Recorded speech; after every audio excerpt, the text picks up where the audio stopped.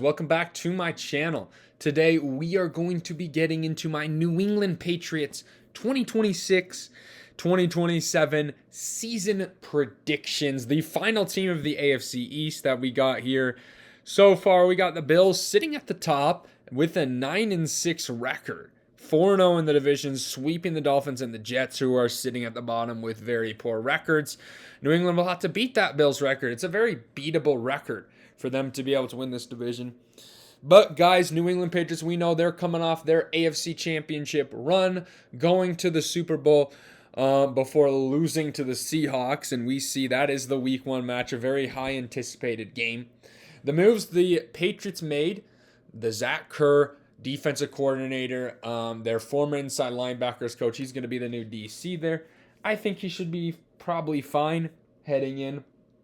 The way that defense looked last season but they do have a much tougher schedule. That's something to keep an eye on. Their additions, though, bringing in A.J. Brown was huge to beef up the wide receiver room for Drake May, and then also Romeo Doubs comes in. They did lose Stephon Diggs, though.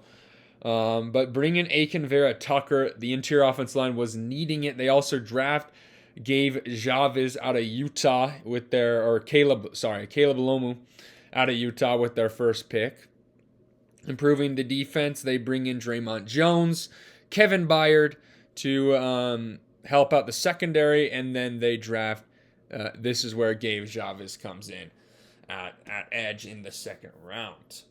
They did lose out on Garrett Bradbury, though, and Chris Tonga, but not the biggest losses. The biggest question for the Patriots this year is how this team's going to look with the Mike Vrabel situation going on, as we all know. I don't know how much these players are going to lean towards Mike Vrabel. If there's going to be a chemistry problem, they did just lose the Super Bowl as well. And because they were the second best team in the AFC, they have a much tougher schedule this season. But anyway, guys, let's get into my predictions. Starting out with the Patriots versus the Seahawks. Week 1, I got the Seahawks winning this one. Let's not overthink this game. The Seahawks just dominated the Patriots in the Super Bowl, and nothing the Seahawks lost or the Patriots got makes me change my mind on that. So give me Seattle to win that one. Then we got the Patriots versus the Steelers. I'm going to go with New England here. I think this could be a tricky Week 2 game after a tough Week 1, but I think New England gets the win. Jacksonville, I do think goes or beats New England at home. Jacksonville should be a good team this year. Both these teams were some of the best teams in the AFC last season.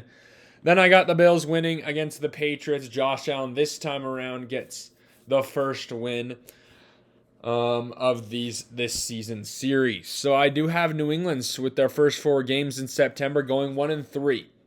Fun fact, the past 15 Super Bowl losers have started out the year 2-2 or less, I am pretty sure.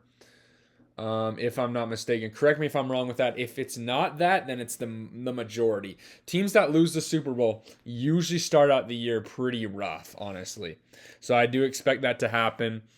But New England versus the Raiders, I got the Patriots winning that one to get their second win of the year. Should be a much easier game rather than these first 4.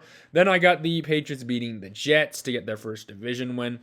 Week 7, tough game. I think the Bears offense gets the better of New England's defense in this one.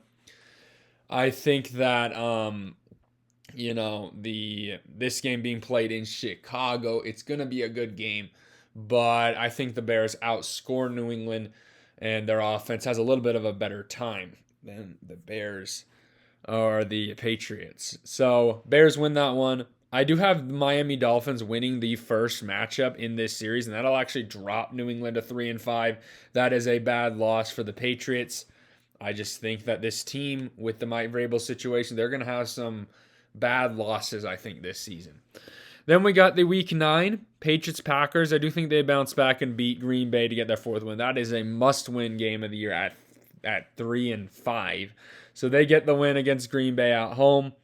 Week 10, we got the Germany game, another must-win game. I have New England beating Detroit. This should be a very tight game. Two really good teams. Then they head into the bye. So they're going to be 5-5. They kind of saved themselves with two tough wins against two good NFC North teams. We go to week 12. It is a tough game against the Chargers. Chargers are looking for revenge on that against a sense that playoff loss. I don't think they get it, though. Coming off the bye, the Patriots will be ready to play the Chargers. I think they are a more talented team as well. It's very close, though, between those two. Week 13, the Bills against the Patriots. I actually have the Bills sweeping New England this season, and that is going to officially, you can see there, that's going to officially eliminate New England from winning that division. Josh Allen, I think, is just the better QB than Drake May, and in these games, I think it comes down to the QB. Drake May, really freaking good, but I do think we probably see a little bit of a sophomore slump. I know this is his third year, but this is the first year really count. I think we see a little bit of a sophomore slump this year from Drake May, especially with this tough schedule. Week 14, they have to go and play the Vikings on Thursday night. That'll be a tough game, tough Thursday night football game, but they get the win to go to 7-6. I do have Patrick Mahomes beating Drake May and the Patriots in this one. Patriots on the road against Kansas City, tough Monday night football environment. That's going to be a loss. This is a really tough schedule here these past, really since that Bears game. I mean, you get the Dolphins, but all these teams are really solid teams here. Playoff teams, in my opinion. But the Jets against the Patriots, I actually have the Patriots dropping an embarrassing one. I just think they're just going to have division rivalry games where you have the Mike Vrabel situation. I think that ruins the trust. Not ruins it completely, but, the football is such a team sport. And when you have things like this that can mess up with the chemistry, it can be big. I'm betting on the fact that the Mike Vrabel situation down there is going to be bigger than a lot of people think. There have been reports that Vrabel isn't the same, players are saying. He's just acting a little bit weird, I think that could be a major effect this season. So, especially on these division rivalry games, I think they lose to the Jets. And then week 17, we got the Patriots beating the Broncos. Give me New England. In that one, that'll be a must-win game as they try and scratch their way to the playoffs. It'll be a rematch of the AFC Championship. I think New England gets it at home in a must-win game. And then the Patriots beat the Dolphins in week 18 to even out that season series. So yeah, I have New England Patriots finishing 9-8. New England's a team that I am very skeptical on for some digression this season. My main reasons, like I said, Super Bowl loss. Teams usually start out the year struggling from the Super Bowl. I think they start out 1-3, as you see there, drop some critical games to the Bears and Dolphins. Then they're 3-5 at that point. That is rough start. I think that has an effect on them. Obviously, their record to finish out the year, I don't think they can overcome it.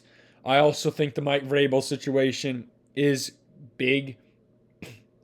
Do the players trust their coach? Maybe they still trust their coach, but the players' wives, do they trust their coach? And if your wife doesn't trust your coach, then the player doesn't trust the coach. You know what I'm saying? So I know that, especially with Mike Vrabel, he's a disciplined guy, but if you're preaching discipline and self-motivation and you go out and do stuff like that, that's just, cheating on your wife.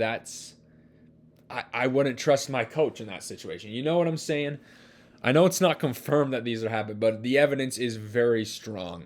But that's my big reason on that. I know the Patriots improved their roster, but their schedule's much tougher than last season. I think they have some regression. Drake May, I also think, has a little bit of a sophomore slump year. Not like he's going to be terrible, but I don't think he's going to be nearly as good. Well, not nearly. I don't think he's going to be as good as last year. That's what I'm trying to point at here. MVP caliber, I don't expect that from him. Patriots are a team I could be wrong on. I know this team improved that roster. If the Vrabel situation's just not going to have an effect, I think this team can be a really good team and win this division. Obviously, I just think there's a lot of evidence that points to the Patriots struggling this year. So that's why I'm going to have them at 9-8. But anyway, guys, hopefully you all enjoyed my content today. Comment down below your thoughts and your Patriots predictions of the season. Definitely an interesting team to keep an eye out for. But anyway, guys, I'll catch you guys in the next one. Peace out.